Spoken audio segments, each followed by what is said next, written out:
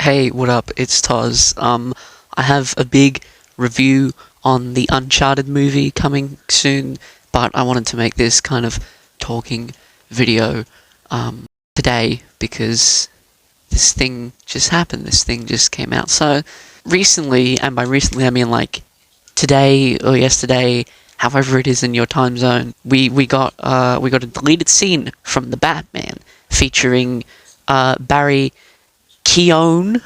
I think that's how you say his name, I'm not sure. Barry Keoghan as the Joker, interacting with Batman. It's a 5-minute scene. We get some pretty solid interactions between the two of them, and I wanted to share my thoughts quickly just on this scene. First off, I think I completely understand why this scene was cut from the movie, because in my mind, if this scene was in the movie, it would have overshadowed Paul Dano, right? Because all people would have fixated on is, oh look, it's the Joker, wow.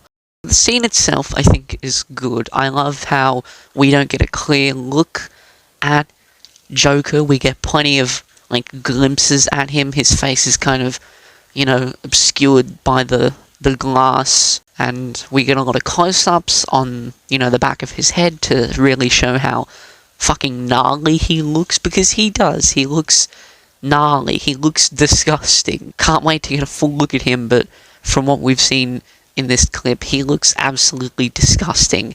He's like scarred all over his body. Has he been in an acid?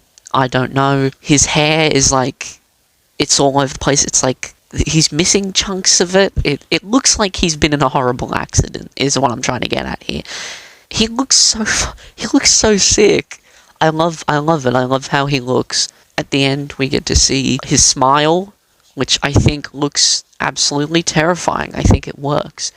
From what I've gathered, Matt Reeves is going for, I guess, a more, like, realistic, in the sense that this Joker was born with the smile, like it's some sort of disease or disorder or something, so he's born with the smile, which I think is an interesting route to take, and I love the design of the smile. It's like his face is pulling his mouth open, almost, and I love that.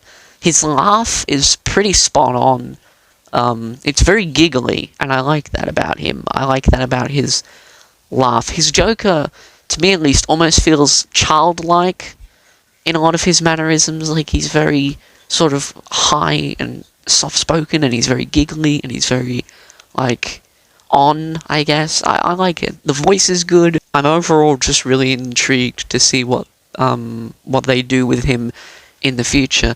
Whether or not he's going to be like the villain of the second movie or the third movie, or if he's not even going to be a main villain, if he's just going to show up in like brief cameos, and then maybe he'll be in like a TV show or something, because I know that they're doing TV spin-offs in this universe, so I'm interested to see if he pops up in any of them.